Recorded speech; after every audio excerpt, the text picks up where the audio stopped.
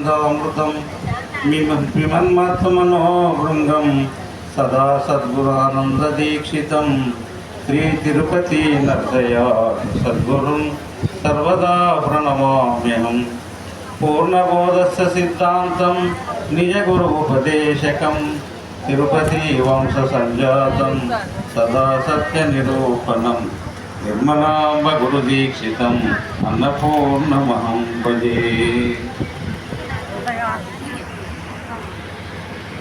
ఈరోజు ఈ నర్సాపూర్ గ్రామంలో అజరానంద ఆశ్రమంలో పూన లక్ష్మణారెడ్డి యొక్క 25వ వార్షిక ఆరాధన కార్యక్రమానికి వచ్చేసినటువంటి సభలో అధ్యక్షులు, ఉపాధ్యక్షులు, గౌరవాధ్యక్షులు, వేదికను అలంకరించినటువంటి పెద్దలందరికీ ద్వాదశ నమస్కారాలు. సభలో ఆశ్చర్యమైనటువంటి మీ అందరికీ ద్వాదశ నమస్కారాలు తెలియజేస్తూ కార్యక్రమం విన్నటువంటిది ఇప్పటి వరకు కొనసాగుతున్నది. అయితే పదే పదే మనకు అధ్యక్షుల వారు చెప్పేది ఏంటంటే, మనకున్నటువంటి అనుభవం అంటే బోధలోకి రాకమునుకున్నటువంటి ఎలా ఉన్నాం, గురువు దగ్గర చేరి బోధ తీసుకున్న తర్వాత ఎలా ఉన్నాం,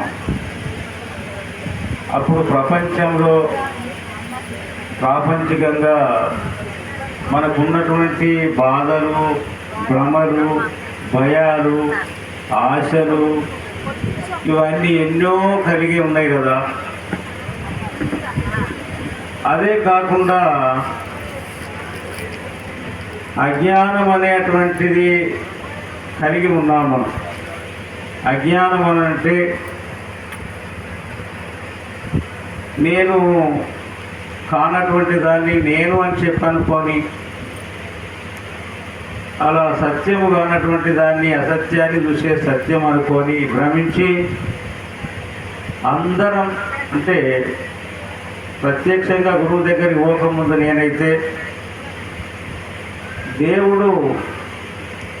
దేవుణ్ణి చూడాలి అని తిరిగితే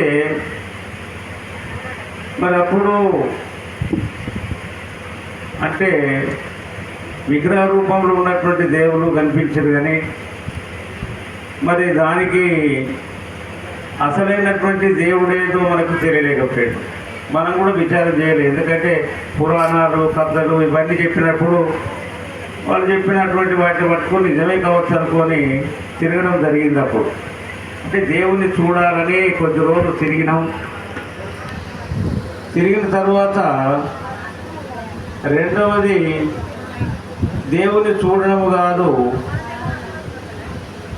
మరి దేవునిలో కలవాలి అనేటువంటి విషయాన్ని కొన్ని శాస్త్రాలు చూస్తే తెలిసినాయి. అంటే దేవునిలో కలవాలి, దేవుని చూడడం కాదు, దేవునిలో కలవాలి. ఎందుకంటే దానికి జీవుడు ఈశ్వరుడు అని పెట్టి ఈ జీవ ఈశ్వర ఐక్యమని, జీవ బ్రహ్మైక్య ఐక్యం కావాలని కొన్ని శాస్త్రాలు తెలుసుకున్న తర్వాత దానికి మరి